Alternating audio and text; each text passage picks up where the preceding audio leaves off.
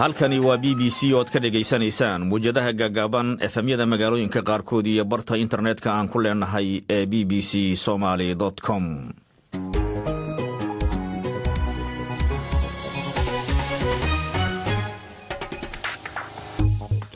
waa maalin talaada ah 7 November sanadka 2017 saacada xaqiinu waa 5 galabnimo. qodobada aan barnaamijka ku soo qaadan doonana waxaa kamid ah AMISOM oo sheegtay inay dhimayso ciidankeeda Soomaaliya ka jooga dhamaadka sanadkan. We as AMISOM are reconfiguring our troops deployment across all sectors in line with the recent decisions taken by the United Nations Security Council. dhimistani maxay u dhimi kartaa gulufka colaadeed ee dawladda Soomaaliya ay ku dhawaaqday? shabaab oo 5,000 ama 10,000 hadda lagu magacaabo 10,000 wiil oo askari oo AK-47 wata intaasoo taangi intaasoo ciidan intaasoo mushaarna wata inuu wadanka ka saari waayo ama wax yacni qalbiga geli kara ma. waxaa kaloo aanu eegaynaa taariikhda mid ka mid ah musharaxiinta doorashooyinka Somaliland, Donald Trump oo ku booriyay Kuuriyada Waqooyi inay timaado miiska wadaxaajoodka si looga wada hadlo inay iska dhaafto hubkeeda nukliyeerka. xiisad diblomaasiyadeed iyo dagaalka afka oo mar kale ka dhex curtay Sacuudiga iyo Iiraan. barnaamijkii ogaal oo maanta oo kale aad dhageysataan ciyaarihii iyo qodobo kale ayaad ku maqli doontaan barnaamijka oo ay soo diyaarisay Naciime Maxamuud anigoo aadan Saalamiinana idiin soo jeedinayo dunida iyo maanta.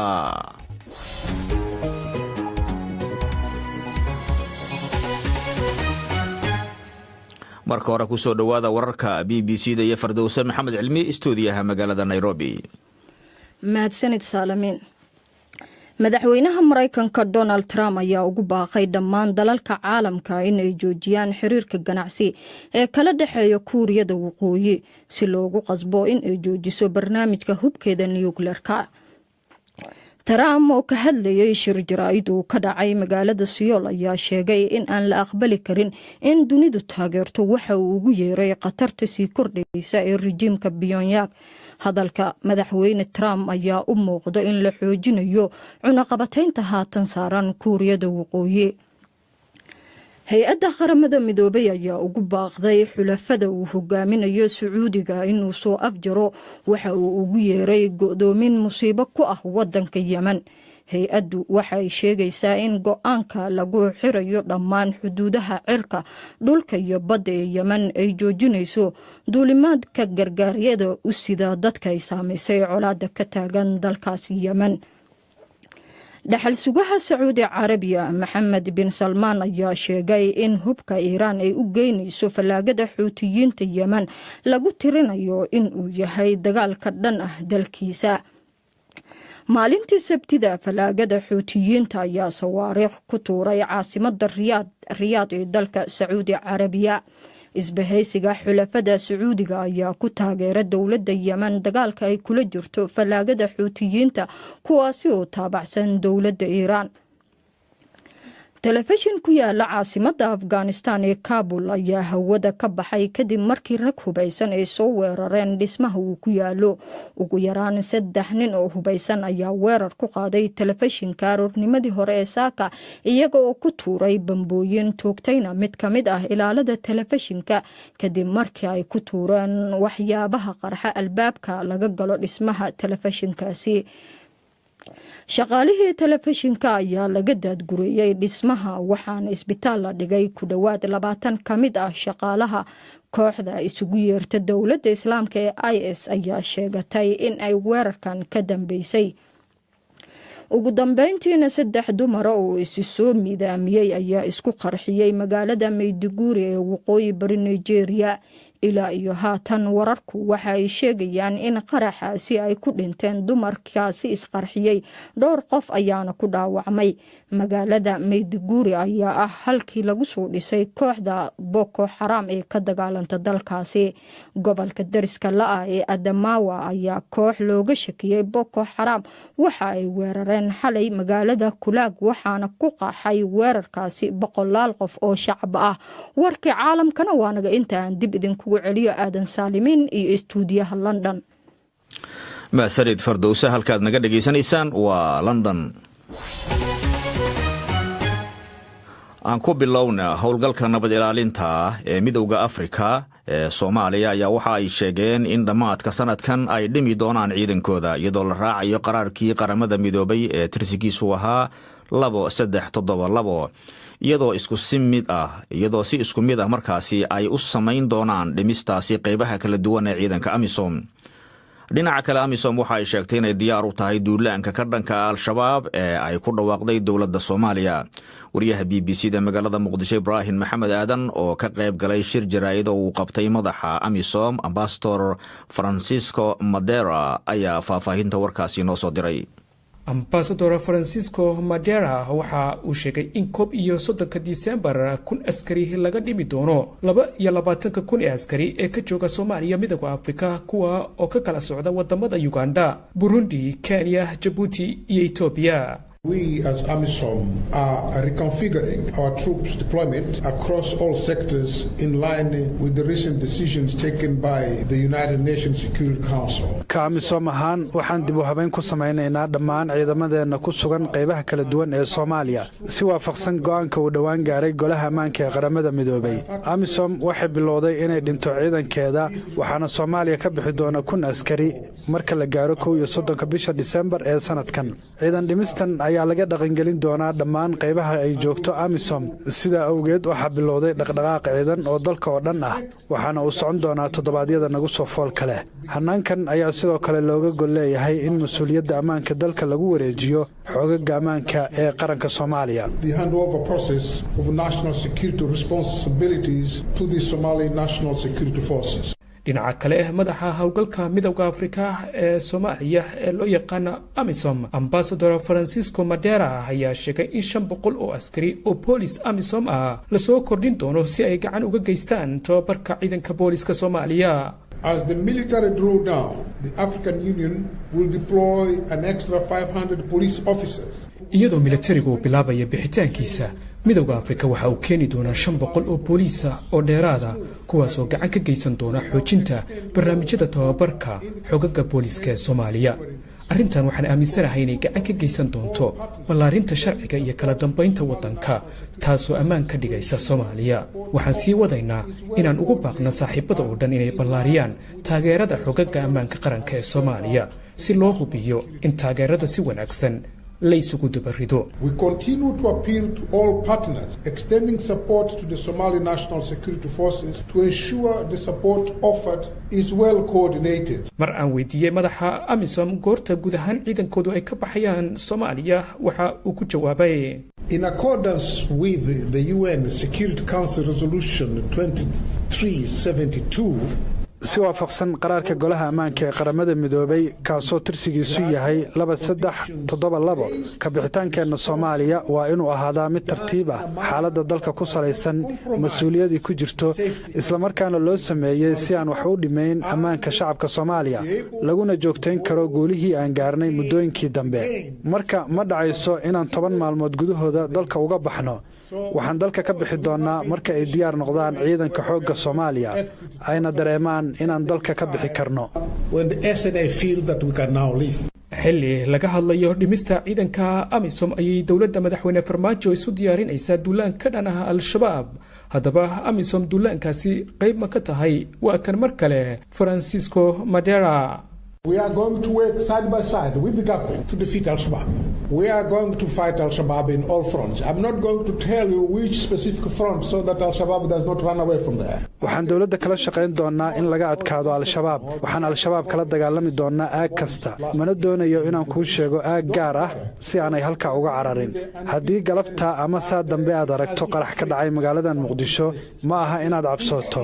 waayo waxaan la dagaalamaynaa cadow aan la arki karin oo xataa ku milmay meelaha qaar balse waa laga hortagi doonaa. But this is going to be stopped. Ibrahim Maxamed Aadan BBC Muqdisho.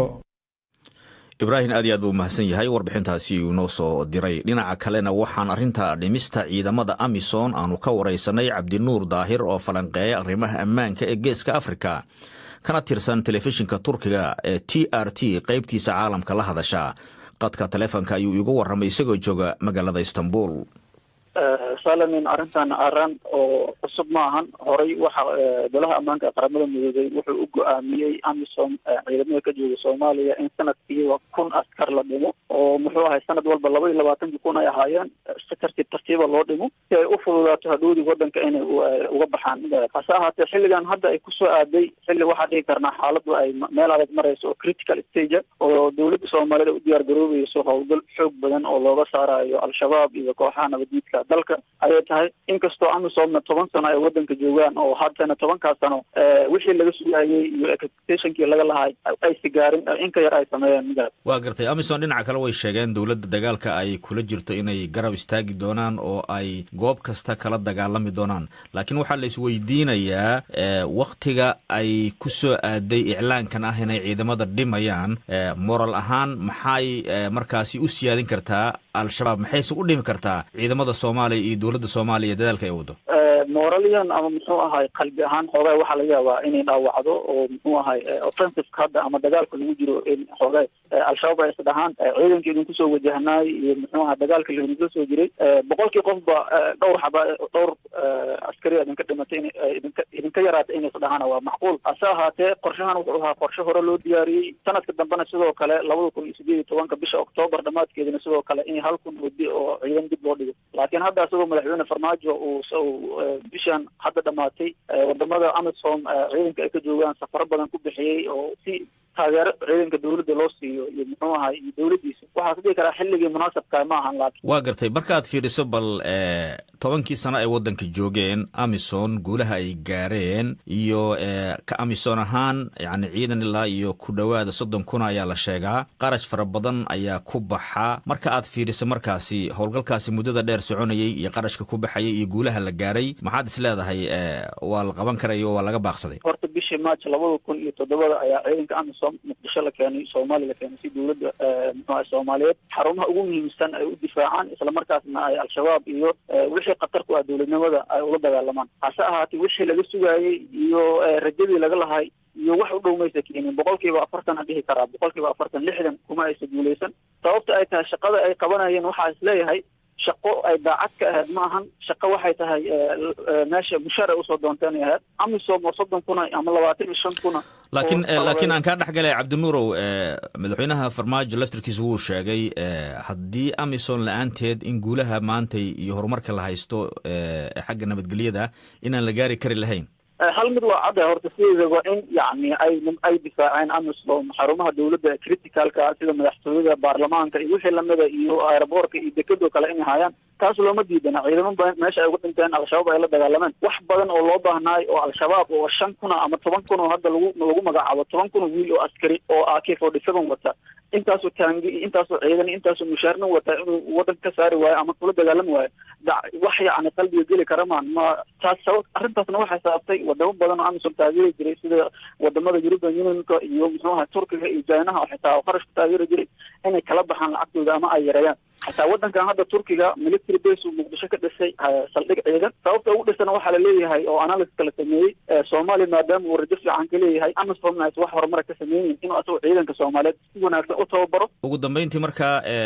fariintan amisom ah inay ciidamada dhimayaan iyo ka dhawaajista aad ka dhawaajisay in wixii loo baahnaa aan ilaa ay hadda qabanin ma isleedahay way ka faa'iideysan karaan maamul goboleedyada iyo madaxda dowladda dhexe maadaama madmadow uu jiray haddana waxyaabo qaar ay ku heshiiyeen oo inay si wada jira ay dalka dagaal u galaan oo ay al-shabaab uga saaraan ay isla gaareen ma isleedahay markaasi dhinaca kale fariintaasi ay amisom dirayso Soomaalidu way ka faa'iideysan kartaa si fiican fariintaas waxa waaye laba arrimood oo looga faa'iideysan karaa isleeyahay qaabka koowaad ee looga faa'iideysan karo waxa waaye 10 sano ee wadanka ay joogeen dadka dhan muxuu ahaa madaxda iyo maamulada waxay iska dhaadhiciyeen al-shabaab cidda idinka difaaci doonta haddii waxa waaye amisom waaye laakiin maanta ka dambaysa qaramada midoobay inay go'aan ku gaartay nimanka inay baxaan qarashka la siinayna ay yareeyaan ayaguna ay sheegaan inay baxayaan taas macnaheedu waxay ka dhigan tahay Soomaaliya isku tashta wadankiina adinka iskala madax iyo maamul iyo shacabba hagaarsada Cabdinuur Daahir oo goorsii horeysay qadka telefoonka igu waramayay isagoo jooga magaalada Istanbul ee wadanka Turkiga waa hagaag dhegeystayaal BBC-da gaar ahaan dhegeystayaasha Facebook-ga oo BBC-da nagala socda bogga Facebook-ga ayaa qodobkan ka soo dhiibtay fikrado aad u kala duwan qaar kamida ayaa Facebook-ga codkooda inoogu soo diray magacaygu waa Arag Saxayaad oo ku nool Djibouti aad baan u soo dhaweynayaa kuna askari ka tirsan Amisom sanadka dhamaadkiisa la rabo in laga saaro Soomaaliya maxaa yeelay Soomaaliya 10 sano ay joogtay Amisom waxba uma qabanin la taaban karo hatta magaalo kaliya ma jirto ay ka xoreeyeen al-shabaab oo nabada ugu yaraan caasimada ay awoodi waayeen inay si dhab al-shabaab uga wada saaraan ay ka xoreeyaan markastana waa ognahay qaraxyo iyo waxa ka dhaca dagaalo saa awgeed waxaan oran lahaa aniga waxa haboon inay guud ahaanba Amisom ka baxdo wadanka Soomaaliya si ay mas'uuliyadda ula wareegaan ciidanka Soomaaliya iyo dawladoodu waad mahadsantihiin BBC xusni xasan maxamed xusni khayri oo joogo deegaanweynaha Ceelasha Biyaha ee gobolka Shabeellada Hoose arinta ay ku dhawaaqday Amisomna waa mid aad iyo aad looga naxo waa Soomaaliya madaxweynihii wuxuu ku dhawaaqay dagaal inay ayadana hadda ay dhahdo Amisomna ay hadda ku dhawaaqdo in kun askari ka yareynayso inta Soomaaliya joogto waa in laga naxo والله Soomaaliya hadda waxay galaysaa wadan dagaal buu noqon doonaa bilaha soo socdo way waxa la doonaa in dhankaas shaqo safeeyo madaxweynaha maalinta wuxuu tagay Uganda Ethiopia Djibouti wuxuu tagay waxaad inuu ka codsado in askar loo kordhiyo si ay dagaalka u qayb qaataan la shaabta wadanka loo sifeeyo وهجاج iyadoo 5 maalin uun ay ka hartay doorashada madaxtinimada ee jamhuuriyadda iskeed ugu dhawaaqday madaxbanaanida ee Somaliland ayaa dhageystayaal waxaan idiin soo gudbin doonaa warbixino ku saabsan musharax kasta oo kamid ah saddexda nin ee ku tartamaya xilkaasi waxaan u eegi doonaa si markaasi qorituurka ay ugu sameeyeen guddiga doorashada maantana waxaan u eegaynaa Muuse Biixi oo ah musharaxa xisbiga Kulmiye haddaba waxaan markaasi eegi doonaa taariikhdiisa haddaba waa kuma Muuse Biixi arintaasi waxa warbixintan ku eegaya wariyaha BBC Axmed Saciid Cige dadka aan kala qoqobin ee loo sidaawo dawladda qaaraheeda inana aanay ku taajirin oo cirka qabarin inana aanay dhulka tegin Muuse Biixi Cabdi gudoomiyaha xisbiga talada haya Somaliland ee Kulmiye ahna murashaxa jagada madaxweynaha ee xisbiga Kulmiye waxa uu ku dhashay miyiga Hargeysa 1948 wuxuu ii sheegay in uu waxbarashadiisa malcaamada Quraanka tii dugsiga hoose iyo dhaxabaha uu ku soo qaatay magaalada Hargeysa dugsiga sare ee Amuud ee Boorama ayuu waxbarashadiisa dugsiga sarena uu ku dhamaystay sanadii 1970 kadib waxa loo qaatay sarkaal ciidanka cirka ee Soomaaliya isagoo oo sanadii 1970 ilaa 1973 waxbarasho sarkaalnimo ku soo qaatay midowga Sovieti markii uu ku soo noqday dalka waxa uu ka hawlgalay saliyada ciidanka cirka ee Soomaaliya sida Ballidogle Baydhabo iyo xaruntii dhexe ee ciidanka cirka ee magaalada Muqdisho Colonel Muuse Biixi Cabdi waxa uu 1981 ilaa 1982 ku soo qaatay tababar xagga ciidanka gaar ahaan saliga militariga ee dalka Mareykanka ee gobolka Ohio ee lagu magacaabo Dayton Air Base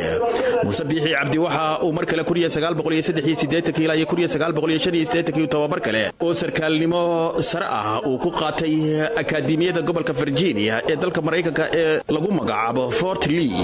Muuse Biixi markan kuma soo noqon dalkii Soomaaliya ee waxa uu toos uga degay dalka Ethiopia isagoo oo ku biiray jabhadii SNM ee dagaalka kula jirtay dawladii Maxamed Siyaad Barre 5tii bishii May 1985 Colonel Muuse Biixi Cabdi oo kamid ah saraakiishii dhinaca militariga ee ugu magac dheeraa SNM markii dawladii dhexe ee Soomaaliya ay burburtay Somaliland goonida ay isu taagtay waxa uu noqday oo ku soo caan baxay wasiirkii arrimaha gudaha ee Somaliland dawladii madaxweyne Maxamed Xaaji Ibraahim Cigaal ee la doortay 5tii May 1993 xilkaasi oo uu mudahayay laakiin markii dambe laga qaaday Muuse Biixi Cabdi waxa uu ka mid noqday guddiga fulinta markii la aasaasay xisbiga mucaaridka ee Kulmiye bishii May 2002 isagoo gudoomiye ku-xigeenka koowaad loo doortay 2008 Muuse Biixi Cabdi waxa loogu doortay shirweynihii xisbiga talada haya Somaliland ee Kulmiye ee 10 November 2015 in uu noqdo gudoomiyaha iyo murashaxa xisbiga Kulmiye ee jagada madaxweynaha Muuse Biixi waxa uu ku hadlaa luqadaha Ingiriishta Carabi iyo Ruushka waxaana uu qaatay dibloom sare ee cilmiga xalinta khilaafaadka 2008 ilaa 2010 oo ka qaatay jaamacadda Hargeysa Muuse Biixi Cabdi waxa uu leeyahay 2 xaas iyo 7 caruur ah 3 wiil iyo 4 gabdhood Axmed Saciid Cige BBC Hargeysa maasanid Axmed dhageystayaal birina waxaad dhageysan doontaan warbixin ku saabsan Cabdiraxmaan Cirro musharaxa xisbiga wadani waa hagaag qodobo kala duwan ayaa inoo soo socda oo dagaalkii afka ahaa ee u dhexeeyey Sacuudiga iyo Iiraan oo mar labaad curtay iyo weliba rag hubaysan oo weerar ku qaaday telefishin ku yaala caasimadda waddankaasi Afghanistan ee Kabul balse haatan madaxweyne Donald Trump booqashada ku joogo Kuuriyada Koonfureed. madaxweynaha Mareykanka Donald Trump ayaa waxa uu ku booriyay waqooyiga Kuuriya in ay timaado miiska wada xaajoodka si looga wada hadlo in ay iska dhaafto hubkeeda nukliyeerka. Mawlid Xaaji Cabdi ayaa isha ku haya wararkaasi oo haatan stuudiyaha la fadhiya. madaxweyne Donald Trump waxa uu maanta tagay magaalada Seoul ee caasimadda waddankaasi Kuuriyada Koonfureed. halkaa waxa uu wada hadlo kala yeeshay dhigiisa dalkaasi Moon Jae-in iyo weliba taliska ciidamada Mareykanka halkaasi ku sugan ilaa iyo 30,000 oo askari oo Mareykan ah ayaa ku sugan gobolkaasi. shir jaraa'id oo uu la qabtay madaxweynaha Kuuriyada Koonfureed waxa Donald Trump uu ku hadlay luuqad ka duwan luuqadii lagu yaqiin inuu ku hadlo ee carada ahayd marka uu ka hadlayo arrimaha Kuuriyada Waqooyi. waxa uu sheegay in uu alla ka rajaynayo inuusan militariga Mareykanka u adeegsan maamulka Pyongyang inkastoo Mareykanka uu militari badan u geeyo gobolkaasi. Mr. Trump hadalkani wuxuu ka sheegay shirka jaraa'id waxa sidoo kale oo uu ku tilmaamay inay muhiim tahay fariin loo diro xukuumadda Pyongyang isagoo sheegay inay tahay inay miiska wada hadal ka timaado. marka ay timaado dhinaca Kuuriyada Koonfureed madaxweynaheeda waa ku kala duwan yihiin aragtida laga qabo in dagaal loo adeegsado Kuuriyada Waqooyi oo wuxuu hadda ka hor ku tilmaamay madaxweyne Moon Jae-in in uu yahay nin inta badan nabad jir ah. hadalkaasi oo la jeedo Moon Jae-in madaxweynaha waddankaasi Kuuriyada Koonfureed oo had iyo goor ku baaqa in la helo wada hadal lala galo dowladda Kuuriyada Waqooyi. Donald Trump isagoo mar uu ka hadlayay arinta Kuuriyada Waqooyi looga baahan yahay gaar ahaan in ay la timaado wada xaajood ku aadan in ay faraha ka qaado hubka nuclearka horumarinayso. waxa uu yiri waxaan dhab ahaantii aan aaminsanahay taasi inay macno u samaynayso in waqooyiga Kuuriya ay timaado miiska oo ay gaarto heshiis ay dani ugu jirto dadka waqooyiga Kuuriya iyo shucuubta caalamkaba. waxaan arkaa tallaabooyin wanaagsan bal aynu aragno waxa dhacaya.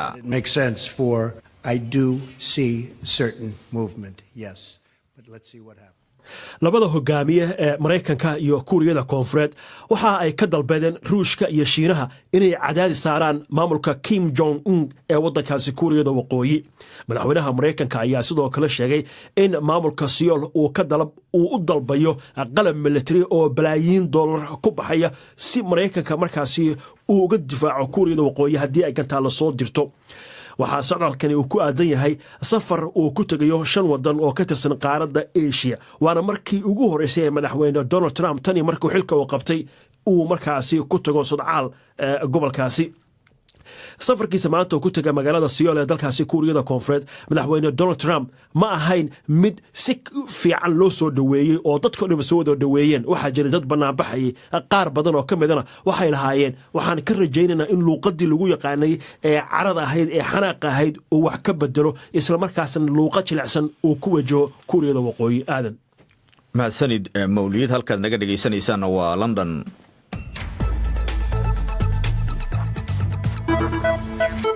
kala soco bbcsomali.com waxyaabaha ka dhacaya magaaladaada dalka guud ahaan bariga Afrika iyo caalamkaba. barta bbcsomali.com waxaa ka go'an inay kuu soo gudbiso masawirka dhabta ah ee dhacdooyinka maalin walba iyagoo oo maqaliya muuqaalba leh. warbixinnadii ugu dambeeyey waraysiyo iyo falanqaynta dhacdooyinka ugu waaweyn bbcsomali.com waxay kuu soo gudbinaysaa arrimaha ka taagan caalamka isla markaa ay dhacayaan. ka qaybgal oo ka dhiibo fikirkaaga BBC Somali Facebook. booqo oo kala soco moobaylkaaga wararkii ugu dambeeyey ee Soomaalida iyo caalamkaba bbcsomali.com. mar kasta iyo meel kasta waa bbcsomali.com.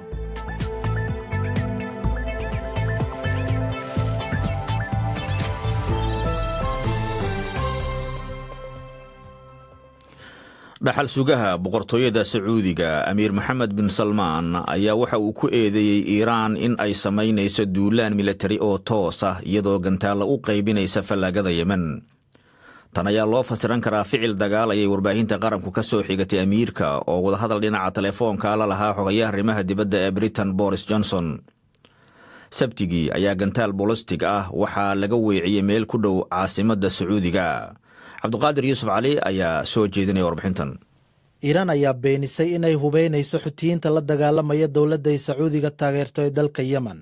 wasiirka arrimaha dibadda Maxamed Javad Sariif ayaa isniintii sheegay in dagaalka gardarrada ah iyo awood sheegashada Sacuudiga ay khatar ku yihiin bariga dhexe. warbaahinta gacansaar kale leh ee xutiyiinta ayaa sheegtay in jabhaddaasi ay sabtidii gantaal noociisu yahay Burkaan H2 ay ku riday garoonka caalamiga ah ee Boqooyi Khalid oo ku yaal meel 35 kiiloomitir waqooyi bari ka xigta caasimadda Riyaad. warbaahinta qaranka ee Sacuudiga ayaa sheegtay in qalabka ka hortaga gantaalada uu qabtay gantaalka, balse firirkiisu uu ku dhacay qayb ka mid ah garoonka, lamana sheegin cid ay waxyeello ka soo gaartay. wasiirka arrimaha dibadda ee Sacuudiga Caadil Al-Jubayr ayaa u sheegay telefishinka CNN in ururka Xisbullah uu ku lug lahaa gantaalkaasi. waxa uu intaa ku daray in gantaalkan la mid ah ay bishii July ku soo rideen meel u dhow magaalada barakaysan ee Makka, kaasoo ay Iiraan samaysay, balse qalab looga gudbiyay Yemen kadibna halkaa lagu soo rakibay. Cabduqaadir Yuusuf Cali aad buu mahadsan yahay. rag hubaysan oo wejiga soo qarsaday ayaa waxa ay weerar ay ku qaadeen xarun telefishin oo ku taala caasimadda Kaabul ee waddanka Afghanistan iyagoo oo dilay ugu yaraan 2 qof sida booliisku ay sheegeen. kuwa weerarka soo qaaday ayaa waxa ay rideen garnaylo ka hor inta aanay weerarin dhismaha telefishinka lagu magacaabo Shamsa TV. Bushra Nuur ayaa warbixintan inoo akhrinaysa. ragga weerarka soo qaaday ayaa intaysan gudaha u galin dhismaha telefishinka Shamshad waxay ku tuureen bombada gacanta laga tuuro, rasaasna waa ay ku fureen. ciidamada Afghanistan ayaa soo afjaray weerarkaasi, haddana dib ayuu telefishinka qadka ugu soo laabtay. waxa weerarkaasi sheegatay kooxda iskugu yeerta dowladda Islaamiga. Kaabul waxay wajahaysaa weeraro goosgoos ah oo uga yimaada kooxaha Taliban iyo Daesh. waxa weerarkaasi ku dhaawacmay 20 qof, waxaana ku dhintay hal ka mid ah ilaalayaashii dhismaha. telefishinka Shamshad oo ku baxa afka Bushtuuga ayaa waxay wada shaqayn ka dhaxaysaa BBC-da, waxaana inta badan uu baahiyaa barnaamijyo iyo wararka markaasi taagan. Afghanistan ayaa ka mid ah wadamada ugu khatarta badan ee uu ka howlgalo qof saxafi ah. Bushra aad bay u mahadsan tahay. halkaad naga dhegaysanaysaana waa London. waa hagaag bal markana haddii aanu galno sheekooyin ka duwan kuwii hore oo aad maqlayseen. sanadkan BBC-da qaybta hawsaha ayaa sheekooyinka gaagaaban qoraaladooda waxaa ku guulaystay gabar lagu magacaabo Maymuuna oo ka timid gobolka Kanu. Mawlid Xaaji Cabdi ayaa istuudiga la fadhiya. Mawlid aadan waa mahadsan tahay. waynu la soconay sanadkan BBC-du markii ay u diyaar garoobaysay munaasabadii 60 sano guurada waxaynu sameynay tartan loo qabtay gabdhaha Soomaalida, gaar ahaan lagu tartansiinaya gabay. waynu ogeyn xafladii ka dhacday magaalada Hargeysa in 3 gabdhood ay isugu soo hareen oo mid kamid ah ku guuleystay kaalinta koowaad. marka idaacadda BBC-da qaybta afka hawsaha ee waddankaasi Nigeria inta badan loo ka hadlo ayaa iyaduna waxa ay samaysay barnaamij caynkaasi oo kala. marka gabdhaha ayaa waxaa yiri sheekooyin soo qora ilaa iyo 400 oo gabdhood ayaa markaa ka qayb galay arrintani. abaalmarin weyn ayaa markaa loo qoondeeyay. Muumina sheekadeeda waxaa loo xushay sheeko xiiso leh oo dareen leh oo soo jiidasho leh oo sheeko bini'aadantinimo ah. marka aadano marka laga hadlayo sheekooyinka waxa weeye sheekadu marka hooyo ayaa waxay walwal iyo walaac ay ka qabtaa caruurteeda marka ay dhimato. marka waxay leedahay xitaa ninkeedii waxay ku tiri haddii aan dhinto waxaan rabaa inaad guursatid aniga qofka iigu dhow ee saaxiibka ila ah ee jecel caruurtayda. marka haddii aan dhinto markaa si ay caruurtayda u daryeesho oo ay caruurtayda u koriso. had iyo gooraal waxay ku riyoon jirtay iyadoo dhimanaysa, iyadoo xataa caafimaad qabta. marka walwalkaas ayaa keenay dadkii marka sheekooyinka xulayay ayaa sheekada Muumina waxay u xortay arrintaasi, gaar ahaan sheekada qaabka loo qoray, sida loo sameeyey, sida markaasi adduunka ay ugu yeelan karto dareen gaar ugu yeelan karto. marka Jaamiya Saalax oo tafatiraha BBC-da qaybta hawsaha ayaa waxa uu sheegay inay aad iyo aad uga heleen sheekadan oo dad badan ay markaasi aad uga heleen oo dad badan oo ka mid ahaa dadkii sheekooyinkani isha ku hayana ay si weyn u soo jiidatay sheekadu marka waxaa lagu wadaa 24 bishan in magaalada Abuja lagu qabto xaflad weyn oo lagu abaalmarin doono 3 gabdhood oo Muumina Belli ay ka mid tahay iyadoo markaana la filayo in codkeeda laga maqlo iyo gaar ahaan qaybta internetka ee qaybta BBC-da ee Hawsaha marka sheeko runtii aad iyo xiiso u leh bay ahayd dad badan soo jiidatay aad iyo mahadsan tahay Mawlid Xaaji Cabdi waxay noo soo socda warbixino kala duwan oo ku saabsan malaariyada oo la sheegay in qaab cusub oo lagu tijaabiyo dadka qaba inay saynisyahanada Mareykanku ay soo saareen iyo waliba wararkii ciyaaraha iyo barnaamijka ogaal oo maanta kala dhageysataan halkaad naga dhageysanaysaan waa London saacada studio ayaa waxa ay ku sii siqaysaa oo sakano unay ka dhiman tahay 5tii iyo barkii Afrikada bari waa xilliga aad nooga barateen inaan mar kale hawada idiin soo marino qodobadii warka ugu doorka roona Fardows ayaan ka codsanayaa stuudiyaha magaalada Nairobi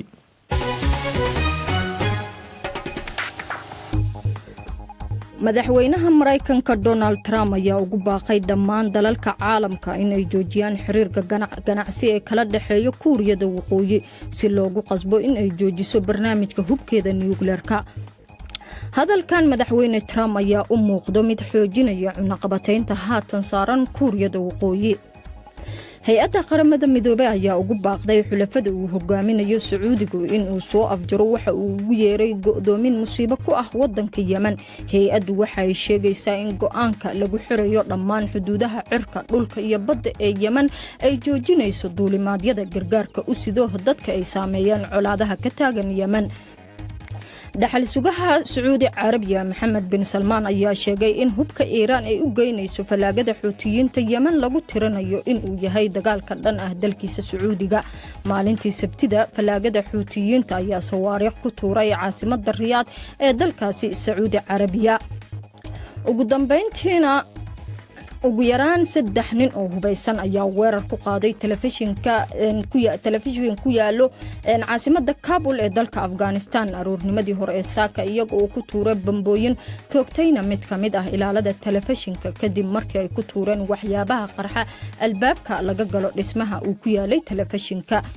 shaqaalihii telefishinka ayaa laga daadgureeyay dhismaha waxaana isbitaal la dhigay ku dhawaad 20 ka mid ah shaqaalahaasi kooxda isugu yeertay dawladda islaamka ee IS ayaa sheegtay in ay weerarkan ka dambeysay qodobadii wararka caalamkana waa naga inta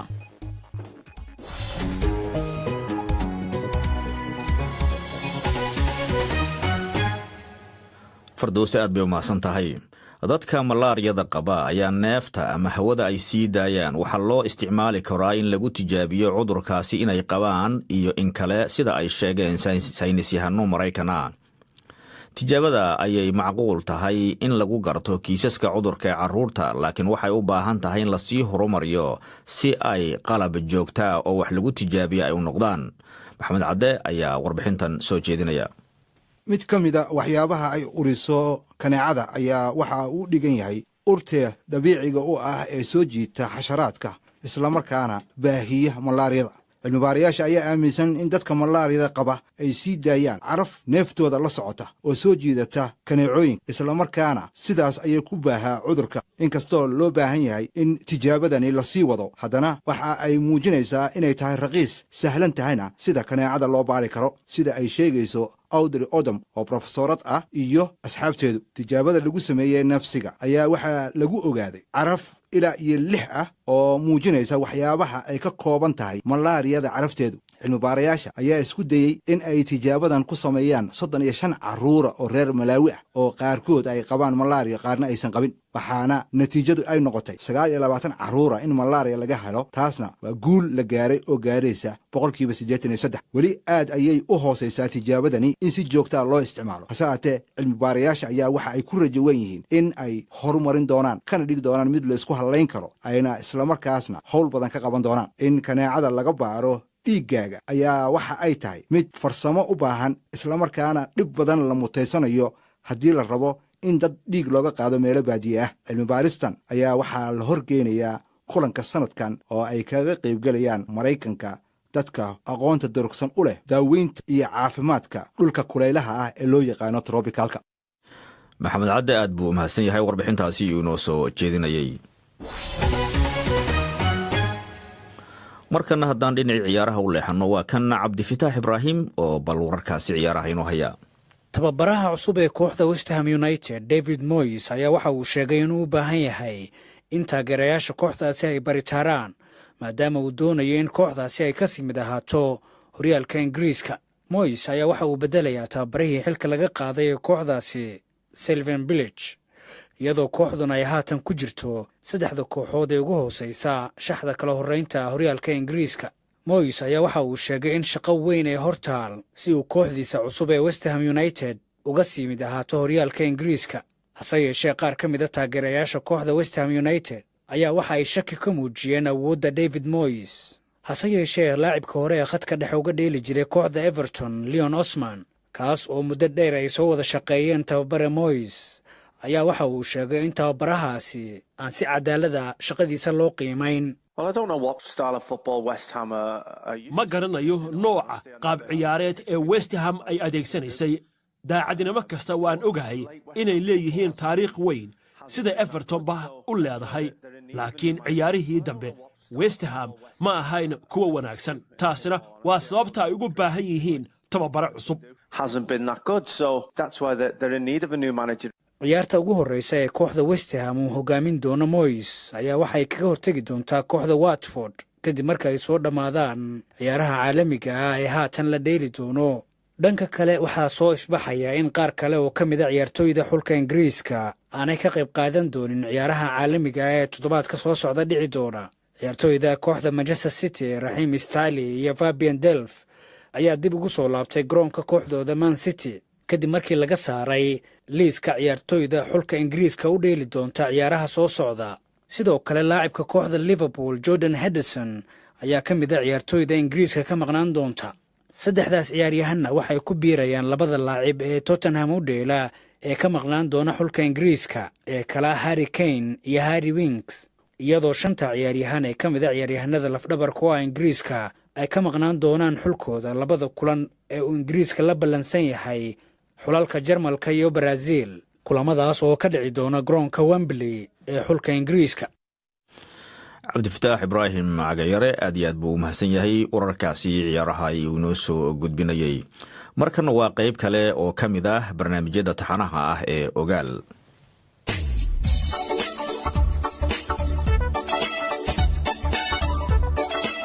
kulan wanaagsan dhegaystayaal, ku soo dhowaada barnaamijka Ogaal oo ka hadla arrimaha bini'aadanimada. barnaamijka oo ay wadajir u soo saaraan raadiyo Ergo, BBC Media Action iyo BBC Somali waxaa toddobaad walba maalmaha Talaadada, Khamiista iyo Sabtida ka dhagaysataan laanta afka Soomaaliga ee BBC.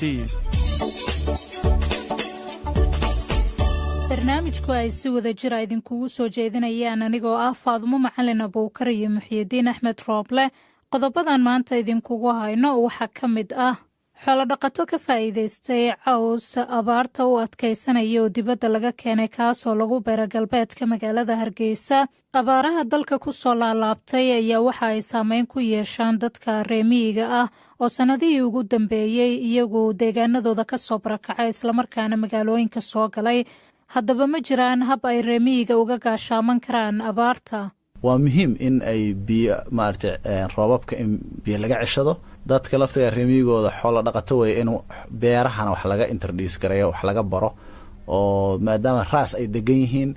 in ay digirta la soo bixi karaan, in ay masagal la soo bixi karaan. sidoo kale xubinta baro oo bedqab ayaad barnaamijka ku maqli doontaan oo maanta ku saabsan cuntada nafaqada iyo tamarta laga helo. aan ku bilaaba ee galbeedka magaalada Hargeysa ee Jamhuuriyadda iskeed madax bannaanida ugu dhawaaqday ee Somaliland waxaa lagu beeray caws cusub oo abuurkiisa dibadda laga keenay. cawskan cusub ayaa adkaysi u leh cimilada kulul iyo roob yarida, waxa uuna ku baxaa toddobaadyo gudahood. tijaabada cawskan cusub oo ay ka faa'iidaysteen 35 qoys oo xoolo dhaqato beeraley ah ayaa qayb ka ah dadaallo xal loogu raadinayo abaaraha soo noqnoqda ee calaf la'aanta dhiga xoolaha, sida uu warbixintan ku sheegayo wariyaha raadiyaha arrimaha bini'aadanimada ee Ergo Ilyas Cabdi Cali oo Hargeysa jooga. deegaanada doogaasi laga beeray waxaa ka mid a tuulooyinka Arabsiyo, Hurluuq, Agamsaha, Galdawo, Ceel Baxa iyo Laftatiin oo ay degan yihiin dad beeralaya oo iminka uga maarmay xoolahooda inay u soo iibiyaan doog marka ay abaartu dhacdo calafka xooluhuna ka yaraado deegaanadaasi. doctor maxamed xasan maxamuud oo ah madaxa mashruucan dadka lagu barayo inay doogga beeran karaan oo ay maalgelinayso hay-adda aysab ayaa raadiyo ergo u sharaxay dooggan dadka xoolodhaqatada iminka beeranayaan waxyaabaha uu kaga duwan yahay kii hore uga bixi jiray deegaanada soomaalidu ay degto. waxaanu ka soo iibsanaa australia laakiin asalkiisii kulaylaha ayuu ka baxaa waa africa asia australia qaybo maraykan ka mida yurubta bari iyo sidaa asalkiisa maadaama halkuna waxaan halkan u keenin uga duwan yahay isagu wuxuu u adkaysi u leeyahay cimilada kulaylka ah roobyarida xoolaha oo kula istaaga cagaha oo cuna wuxuu dhanka kale uga duwan yahay doogga iyaga xooluhu in badan bay ka cunayeen kan in yar markay ka cunaan way dhargayaan wuxuu la mid yahay sidii waa ruux ama qof beer ku quraacday oo kale kalaxooxda cunay wuu ka yara duwan yahay marka isagu brotiinka hana wuu ka sarreeya cadkii caanahan in badan buu ka kordhaya saasay ku kala duwan yihiin kaayaga iyo kan. cabdiqaadir aw maxamuud axmed waxa uu ka mid yahay dadka beertay doogga ee xoolahoodii kaga maarmeen dooggii hore uga bixi jiray deegaankiisa. raadiyo ergo ayuu u sheegay in sanadkii u dambeeyey 8 neef oo la ah oo uu lahaa aanay arag abaartii ka dhacay deegaankiisa oo marka uu dareemay in calafku ka dhammaanayo uu si degdeg ah u beero cawska hulluuq oo u jirtay Hargeysa 35 kilomitir ayuu ka beeray dooggaasi. taasi meel bay iska dhigaysaa waxa weeyaan markaad fuqacaad yar beertaa ee biyaha yarna saa ugu shubtaa wuu ku filaanaya nin walba xoolihiisa wuu ku filaanaya anaga aad iyo aad baan xaggaa ugu warwarlaanahay maanta oonu leenahay daaq baad haysataan biyaha oo kale ay dhacaan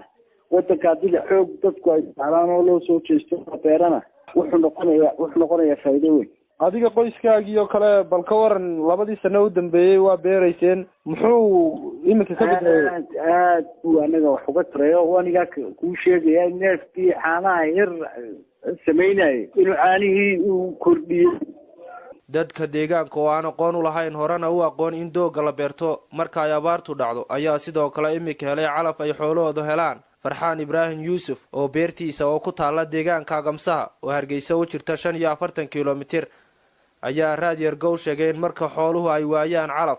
uu ku bixin jiray baadka ay xoolihiisu helayaan $400 uguna soo iibin jiray caleenta deegaanada kale ee beeruhu u baxeen balse sanadkii u dambeeyay uu ka maarmay oo beertiisa calaf joogta uu ka helay. waxa uu sheegay inuu kaga maarmay doogii waqtiga dheer ay sugayeen isla markaana ku baxay biyaha roobka iyo sidoo kale waraabka. waxa weeye raashin waa kan raashin noqday raashin ha noqday raashin wuxuu noqday tayale caanihii xooluhu ku aad ugu kordhinayaan neefkan cunay irmaaneed caanuhu kordhinaya. kasakow dooggan la beerayo oo aan dadka lacag laga qaadin isla markaana tijaabo ku ahaa deegaanadan ayaa waxa uu iminka gaadhay gobollo kale oo ka mid ah Soomaaliya kuwaasi oo dadku ka soo doonayaan wasaaradda xanaanada xoolaha Somaliland. dadka xoolo dhaqatada ayaa sidoo kale iyaguna u beeraya xoolahooda marka ay abaartu dhacdo ee ay waayaan doogga ku baxa roobka. xoolo dhaqatadu waxa ay doonayaan in mar walba ay u helaan calaf joogta oo waqti yar ku dhalaya doogana waxa uu ka caawiyo xoolo dhaqatada in aanay ku xunaan calafkoodu xilliyada roobabka sida uu sharaxayo doctor maxamed. dadka waxay ka heleen wuxuu ku soo baxayay muddo 2 wiig markuu soo baxo in la gaarsiiyo marka hore fikradda ah dadku inay doogga horta beertaan waa qodobkii koowaad buu ahaa. qodobka labaad in uu waxtar u yeesho oo uu ka badbaadiyo gaajada xoolaha ku dhacaysa waayo xooluhu waad garan karaysaa nin bini aadan oo xoolo lahaa oo intaasoo tiro ama 2 tiro ari 200 300 ari haysta ama lo inta leeg haysta ama geel haystay oo gaajo uga dhamaadeen haddaanu isagaba waalan nasiib buu leeyahay. taa waa dhibaato meesha jirtay marka dadku waxay uga faa'iideen runtii iyagoo dhanka ka kabsaday. madaxa mashruuca hay'adda aysab ee lagu tijaabinayo dooggan dalka aan hore uga bixi jirin doctor maxamed ayaa raadiyo ergo u sheegay in lagu guuleystay tijaabadii mashruuca oo lagaga hortagay abaaraha ku soo noqnoqday xoolo dhaqatada Somaliland oo mar walba abaara ay ku dilaan xoolahooda. aad buu u mahadsan yahay kaasi waxa uu ahaa wariyaha raadiyaha arrimaha bini'aadanimada ee ergo Ilyas Cabdi Cali oo Hargeysa jooga. waa hagaag weli waxaad maqlaysaan barnaamijka ogaal markanna waxaad ku soo dhowaataan xubinta baro oo badqab oo ku saabsan cuntada nafaqada iyo tamarta qaniga ku ah waxaana soo jeedinaya cabdilaahi jaamac. cunto la'aanteed dhegaystayaal lama noolaan karo cuntada waxaa laga helaa tamarta qofku ku shaqeeyo noocyada cuntada ee haddaba ku qaniga ah tamarta ayaanu qaybtan bare oo badqab ku soo qaadi doonaa toddobaadkan waxaa qaybtan bare oo badqab ee barnaamijkan ogaal ku marti ah ayaan haybe oo shahaadada heerka labaad ee masterka ka diyaarinaysa cuntada nafaqada leh waxaana marka hore aan weydiinay noocyada cuntada ee qaniga ku ah tamarta waxaana ku jawaabtay cuntooyinkan heli karayno ee qoyska yar iyo weyn buu ka faa'iideysan karaya carruurta iyo dumarkii iyo raggiiba waxa weeyaan cuntooyinkeena cunto Soomaaliga cuntada baalka leh ayaa ugu nafaqo badan cuntooyinkan cunno oo aan kaga maarmi karana bariiska iyo baastada uu sonkortuna ka buuxdo in yarna jirka intuu ku jiro tamartii markaaba qofkii ka baxayso aan waxba u qabanaynin oo sida qofka imika jooga oo kale ee waqti badan laga yaabo 5 saacadood inuu bilaa cunto ahaado aan kafeynaynin inuu intaasi ku sugnaado bilaa cunto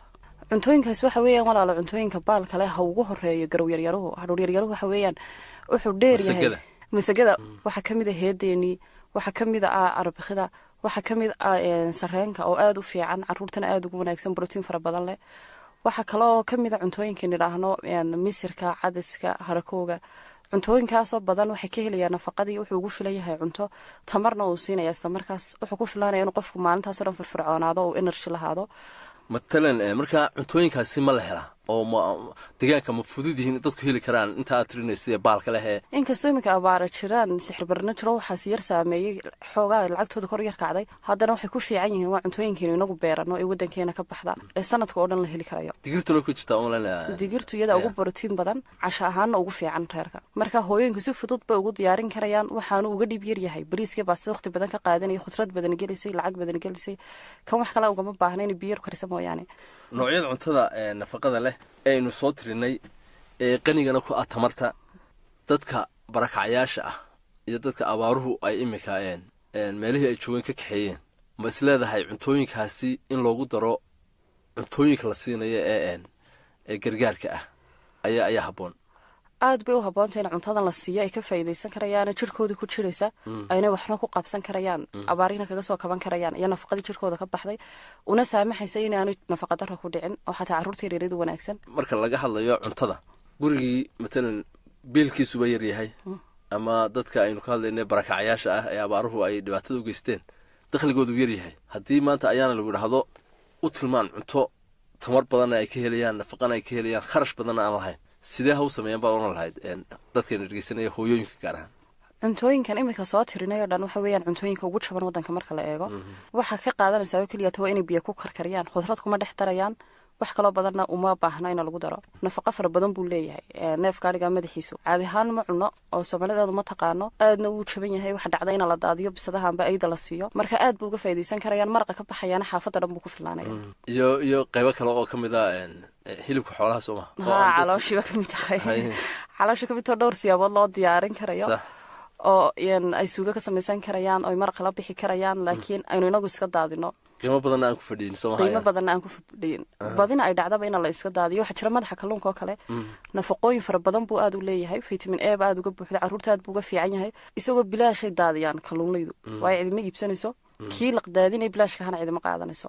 aad bay u mahadsan tahay ayaan haybe waxay ka hadlaysay sida loo heli karo ama loo diyaarin karo noocyada cuntada nafaqada ku qaniga ah iyo tamartaba qaybteena bare oo badqab ee barnaamijkan ogaal waxa maalgeliya waaxda kalmada dibadda u qaabilsan dowladda Ingiriiska ee marka magaceeda la soo gaabiyo loo yaqaano DFID waa hagaaga dhegaystayaal haatanna abaaraha dalka ku soo laalaabtay ayaa waxa ay saameyn ballaaran ku yeeshaan reemiyiga oo iyagu ku tiirsan xoolaha sanadihii ugu dambeeyey reemiyi badan oo xoolahooda abaarta ku waayey ayaa ku soo barakacay magaalooyinka haddaba ma jiraan waxa ay samayn karaan reemiyiga si ay abaarta saameynteeda u yaraato wariyaha BBC-da Axmed Cawil Jaamac oo Garowe ku sugan ayaa ka wareysta Maxamed Cabdiraxmaan Jaamac oo ah qabiira dhanka deegaanka ah reemiyigu waa dad deeqsi ah dadka martida xoolay u qalaan oo qof kasta oo martiya waxay ku sameeyaan kharash bay geliyaan martigelintiisa xoolahooda dawaco iyo dhurwaa waa la leeyahay waa ogsoo yihiin inay dabeecadda nolosha ee miyiga ka jirta ay tahay laakiin waxaa ku adag oo la rabaa in badan lagala taliyo sidii ay maaragtay xoolahooda tarmaya ay qayb oga dhigan lahaayeen raasamaal ay ku baxsadaan berri biyaha ku gadan karaan, raashin ku gadan karaan, ciyaalka wax ku bari karaan. xoogaa arrintaasay lexjeclo badan ka muujiyaan. neef aan sabab loo qalaayo ama loo iibinaya aysan jirin in ay sababo maalgelin iyo sababo kayd dhaqaale ay ka sameeyaan ma jecla. marka waa in loogu celceliyo, waa in lagu tababaro, waa in maaragta wasaaraddaas iyo cid kasta oo kale oo saameyn kule reemiyiga ay kala maaragtay uga caqli celiso. sanadka markii abaarta xooggan ay ka dhacday deegaanada Soomaalidu ay degto, abaartii loo baxshay Sima, waxaa ka dambeeyay roob aad u ballaaran, togaga waaweyn, meelo walba oo jeexan wuxuu marshay biyaha inta badan waxaa la dhahaa badda ayuu ku daray. marka sidee uga faa'iidaysan karaan biyahaas reemiyiga? runtii reemiyigu gacmahooda waa buuxaan, xoolihii bay dhaqayaan, waa dad mashquul ah oo si dabiiciya u nool.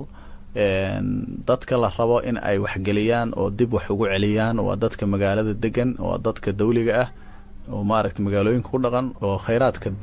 miyiga inoo ka yimaada dhoofiya oo ka macaasha baa la rabaa in ay mashaariic iyo barnaamijyo xoolihii horumarinaya ku celiyaan oo togog biyo xireenno sameeyaan. hadda biyo xireenno noocoodu yaryar yahay ama se heer dhexe yahay baa socda oo ka dhashay ku baraarug su-aasha hadda ay weydiinaysa la xiriira oo dhowaan lagu baraarugay. marka waa in biyo xireenno la sameeyaa, waa in dhulka maaragtay la maamulaayo, la yidhaahdaa qeybtan baa la ceshiimeynayaa ama la dhaqaaleynayaa, qeybtan baa daaqu u furan yahay, qeybtan baa sanadka abaartu marka ama jiilaalka qeybtan la furayaa. waa dad garqaata reemiyiga ah oo maaragtay caqligana u saaxiiba, dhaqaalana iyo lixijeclana dhulka ay ka hayso. marka taladii iyo maarayntii iyo ciidankii adigu ama miyiga iyo xoolo dhaqatada maaragtay kabi lahaa haddii la sameeyo oo maaragtay ciidamadii maaragtay miyiga xataa mararka qaarkood faldamiyeyada ka dhaca wax ka qaban lahaa haddii la sameeyo, waxaa suurtogelaysa in maarayn tiro badan dhacdo, in wax soo saarkii baadiyuhu hagaago, in abaaruhu aysan dadka gaadin oo laga maaragtay feejigan yahay, in wax laga caymin karo hantida miyiga taalle xoolaha ah. marka waa muhiim in ay biyo maaragtay roobabka in biyo laga ceshado. dadka laftiga reemiyigooda xoolo dhaqato way inuu beerahana wax laga introduce gareeyo, wax laga baro, oo maadaama raas ay degan yihiin in ay digirta la soo bixi karaan, in ay masago la soo bixi karaan, in ay maadaama caanihii hilibka awal haysteen in ay waxyaabo kaloo beeraana biyahaas loo celiyey ay ka faa'iidaan la soo bixi karaan baa la rabaa. xoolo deegaanka ku filan inay markiiba reerkiiba dhaqaan baa la rabaa, oo aysan 3 tiro iyo 4 tiro aysan hayne qeyb iibiyaan, qeyb deegaankuna daaqi karo, iyaguna ay maarayn karaan. intaa waxaa ku eg barnaamijkeenna ogaal ee maanta oo ay wadajir u soo saaraan raadiyo ergo, BBC Media Action iyo BBC Somali. waa Faadumo Macalin Abuukar iyo Muxidiin Axmed Rooble oo idin leh waa inoo kulan kale iyo barnaamijka xiga.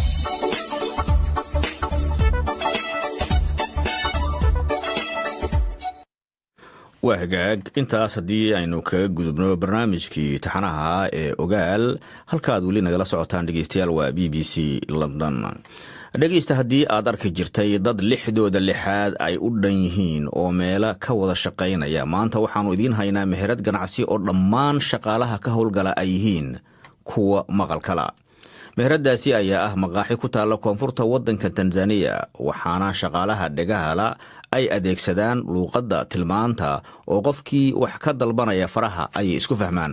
maqaaxidan ayaa waxa ay noqotay mid caan ah oo caan ka ah waddankaasi Tanzania, waxaana taga dadka dalxiisayaasha iyo dadka deegaanka sida ay ku soo waramayso wariyaha BBC-da Esther Namuhisa. Suhayba Maxamed Badqas ayaa soo jeedinaysa.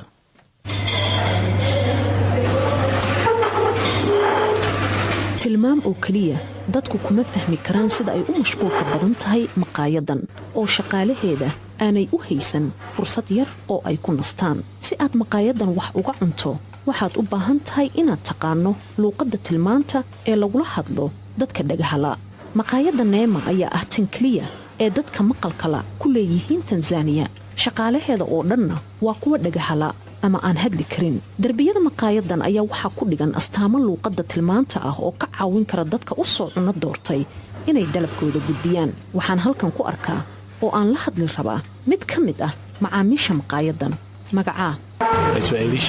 Magacaygu waa Elisha Edson.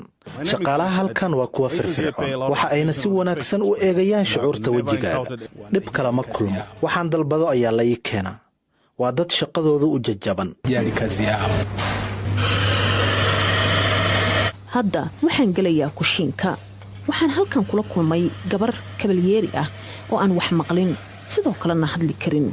Waxaana ii muuqda inay alaabta dhaqayso. Si aan u fahanno waxa ay sheegayso, waxaan u baahannahay qof yaqaan luuqadda tilmaanta oo noo sheegi kara waxa ay dareemayso, sida shaqadan ay u aragto iyo halka ay hiigsanayso. Waxaa halkan igula sugan gabar turjumaan ah, bal waxaad weydiisaa magaceeda. Waxay u sharaxaysaa su'aashayda. Magacaygu waa Sawaadi. Goorma ayay shaqadan bilowday? Shaqadan waxa ay bilowday sanadkii 2006. Shaqadan qaab noocee ah ayay ku caawisaa adiga iyo qoyskaaga?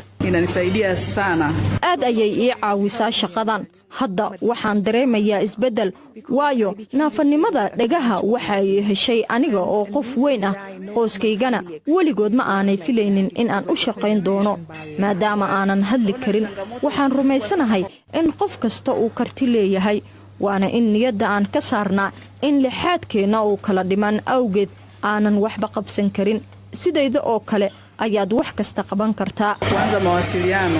Dadka lixaadkooda kala dhiman yahay ee dalka Tanzania ayaa tiradooda lagu qiyaasaa 10% shacabka dalkan. Intooda badanna ma helaan fursado shaqo. Maqaayadan ayaa doonaysa inay yarayso fuquuqa dadkaasi haysta iyo in ay dadka kala tusto dhibaatada haysata dadka lixaadkoodu kala dhiman yahay iyo sida ay wax uga qaban karaan. Suhayba aad bay u mahadsan tahay. dowladda hoose magaalada Garowe ee dowlad goboleedka Puntland ee Soomaaliya ayaa qurba joogta Soomaalida ee doonaya in ay dalka maalgashadaan waxa ay ugu deeqday dhul gaaraya ku dhawaad 2 kiiloomitir oo iskuweera. haddaba duqa magaalada Garowe Xasan Maxamed Ciise Xasan Goodir ayaa arintaasi waxa uga waramay wariyaha BBC-da Axmed Cawil Jaamac. waxa uga waramay halkaasaan ku celiyay wariye Axmed Cawil Jaamac. dhulkan hadda la siiyey qurba joogta oo aan maartay ugu deeqnay waa dhul aad u ballaaran weeye. sababta keentayna waxa weeye haddii ummadda Soomaaliyeed waxay u kala qaxday daafaha dunida,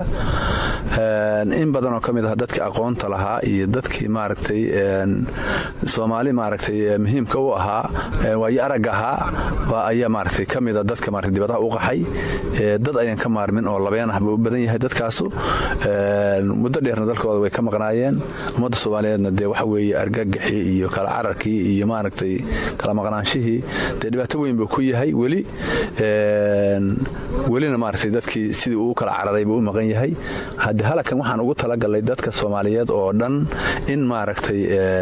aan ku soo dhaweyno oo qurbaha jira si ay dalkooda hooyo ugu soo noqdaan, si ay u helaan meel ay dhistaan, si ay aqoontii iyo waayo aragnimadii iyo wixii ay ka soo dhaxleen qurbaha ugu soo celiyaan dalkooda iyo dadkooda. marka dhulkan miyaad ka iibiseen qurba joogta sidaan la soconno dhulka ku yaala Garowe aad buqaali u yahay? dhulkan si maartay ay arintan u suura gasho markii horeba shirkad wadani ah ayaa maartay dhulkan la siiyey, ka bacdina maamulka degmada iyo maamulka gobolka iyo waa laga wada tashaday dadkaas in maartay qiimo aad u jaban lagu siiyo oo aan maartay qaar kood dhaamin maartay bixin in la siiyo oo kala ah. hadii hadda la oran lahaa yaan waxba laga qaadina yani suuragal bay ahayd, laakiin waxa weeye waxa laga qaaday marka qaarkood waa wax cashuurta ka yar, waa wax maartay inuu dhulkii qofku maal gashado oo dhisto looga jeeday. dhulka marka dhul la bixiyay oo sida lagu baxshay weeye. siyaasadaasana ka dameysay ka bacdina waxa weeye markaan dhulka u cashuureynina dadka hadda qurba joogta ah hadee waxa la yiraahdaa iyaga xooga ugu tugtugroon meeshaan iyaga marka cashuurta ku kordhin lahayn dadka dan yarta ah oo wadanka degan cashuurtaanu ka qaadno oo sharciga ah baanu iyaga kala bar u dhaafnay. marka qurba joogtu waa badan yihiin oo meelo kala duwan oo dunida ay ku firiqsan yihiin. xubnaha dadka aad siiseen ma shakhsiyaad koobanba mase waa dhammaantood qof walba qurba jooga saaka waa idin iman karaa? waxa weeye dhulkan waxa weeye hadda dadka la siiyey waddan gaar maha waxa weeye waa qurbajoogta soomaaliyeed wey intiisa badan hadda waa la baxshay waxaa ku jira carabaha ku jira waxaa ku jira kanada ku jira waxaa ku jira maraykan waxaa ku jira wadamada yurub oo maaragtay intooda badan oo maaragtay wadamada waliba yurubta galbeed u badan waa hagaag intaas ayaan ku soo gabagabaynaynaa guud ahaan barnaamijkeennii dunida iyo maanta oo ay soo saartay isku soo dibariday Naciime Maxamuud anigoo aadan Saalamin idiin soo jeedinaya warkana Firdawsta Nairobi ay nooga akhrinaysay tan iyo kulanti dambe sidaas iyo nabadgelyo